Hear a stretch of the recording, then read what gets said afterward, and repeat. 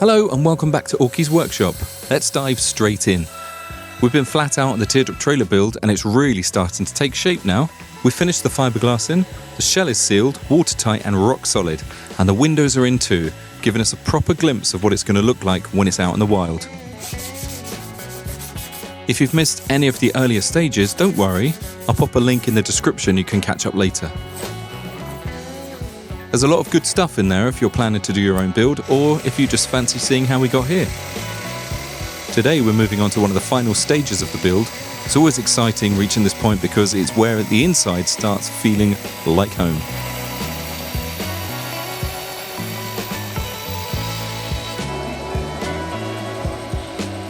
So what are we going to do? Well, we need to fit a twin raised bed, we need to build the practical storage underneath it, we need to install a pull-out kitchen at the rear, and we're going to add a front cabinet that's capable of taking a fridge or a power pack.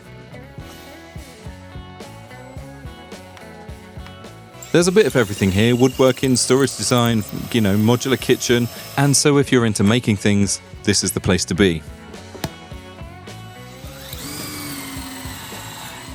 Now, just a quick heads up. At the end of this trailer build, we have a big announcement. So don't forget to subscribe, click the bell icon so you don't miss out when that drops.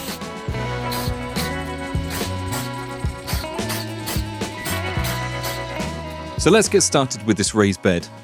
We always like to raise our beds up by about 100 mil, and that's not just for the sake of it, it gives us enough height underneath to create some really useful storage. Think duvets, pillows, shoes, torches, etc. All the stuff you want to keep tidy but close at hand.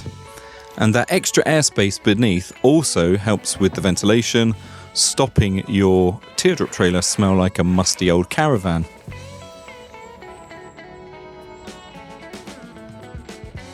Platform is also split into individual sections and you can access them from either side, which just means that, if it's raining outside, you can still access all that storage without having to go outside or stand outside in the wet whilst you're accessing stuff.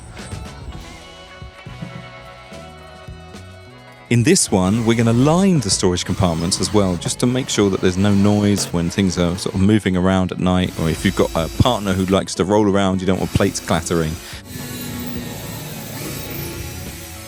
So once all the internals are finished, we then rub Osmo worktop oil onto everything, and that seals everything, it makes it waterproof and helps to keep it looking really, really good for longevity.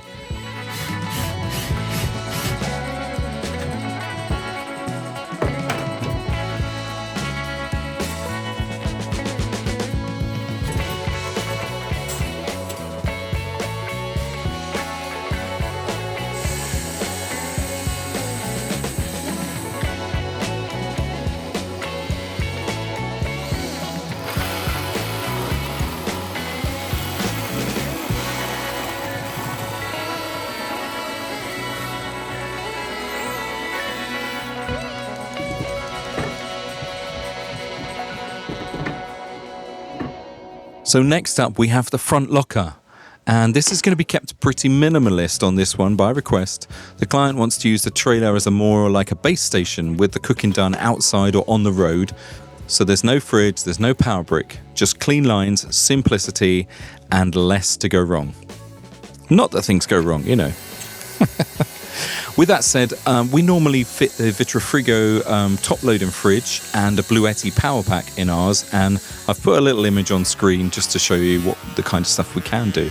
Now, if you wanted to add solar panels and leisure batteries, there is actually enough space in here to add that kind of capacity, so you could put a couple of leisure batteries in there with all the solar chargers and put some solar panels on the roof or on the roof of the tent box.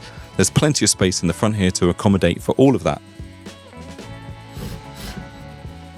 And obviously I'll leave a link in the description for all of those parts, and then you can see, what kind of specification you want and if you want to put that into your Teardrop trailer.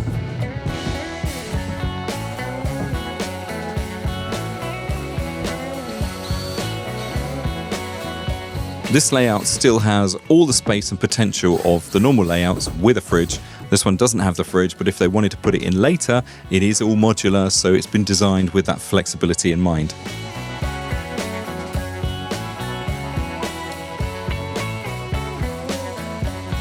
And that's the beauty of these builds. It's your adventure, and we customize the Teardrop trailer to your needs for your adventure.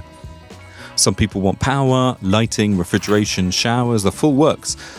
Other people just want the bed and somewhere to keep their stuff whilst they're hiking.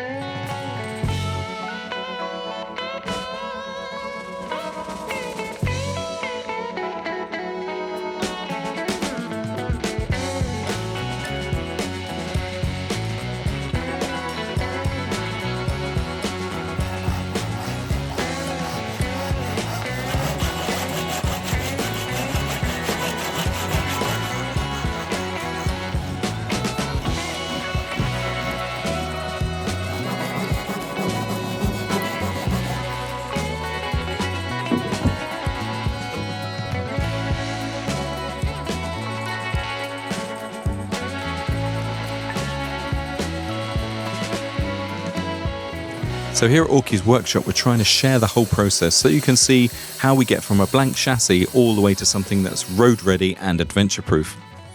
So if you've got the tools and a bit of time and the motivation, you could follow along with these videos and build one yourself. I am going to make the plans available at the end of the build series, but honestly, you could probably figure it out just from the footage and a bit of tinkering.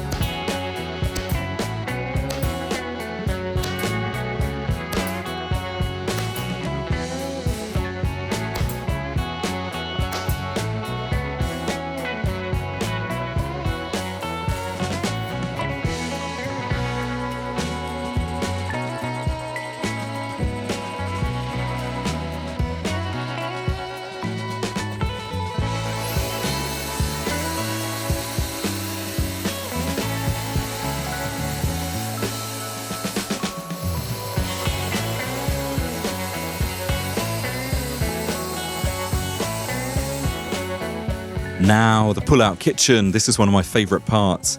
We build it right into that rear hatch, and it's the same hatch you saw me install in the last video. And yes, you guessed it, I'll leave the link below. It's built on 120 kilo rated sliding bearings, and that is so that there is more than enough weight there. There's more than enough spec to take any weight you want to put on that. You could pull it out and sit on it. It takes 120 kilos. That's how solid it is. In this one, we designed it to take 2 of those stand-up gas bottles, but you could have it so it works with trangiers, that kind of thing. There's more than enough scope there that it can be adapted to suit your burner or your gas burner bottle situation.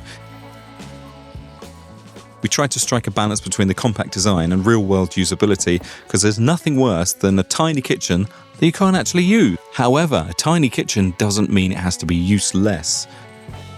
If you think about the way in which you want to use it and then minimize it, you'd be surprised how big this kitchen actually is.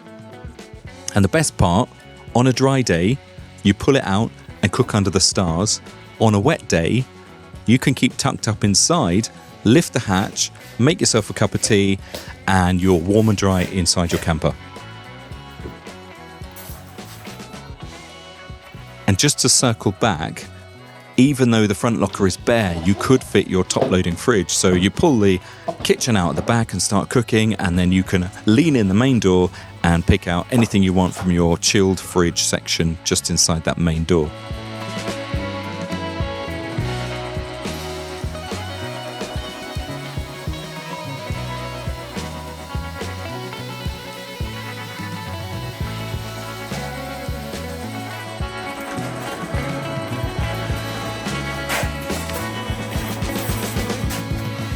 So if you're watching this and thinking, yeah, but I want lights, power, phone charging, you can absolutely build that in even later down the line. That's the best thing. You're working with wood, it's completely adaptable.